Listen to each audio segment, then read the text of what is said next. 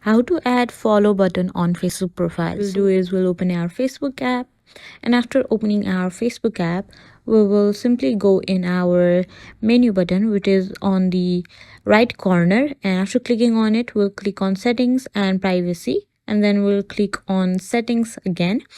And after clicking on our settings, we'll get to see a lot of options here. So we'll just scroll down a bit, and there we'll get to see that how people can find and contact you. So we will click on how people can find and contact you, and we have to make sure that all of these are on everyone or either on public. So after making sure about it, we will again go back and we will there search for followers and public content. So after clicking on it, we have to make sure that all of these options given are on public, and after making sure that everything is on public, then what we will do is we will again go back, and after going back we will go back to our profile,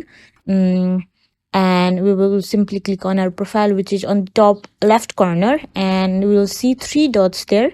We'll click on the three dots and we'll see follow settings, and we'll click on follow settings.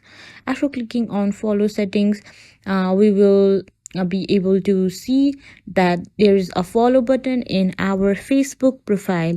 So that is how to add follow button on our Facebook profile.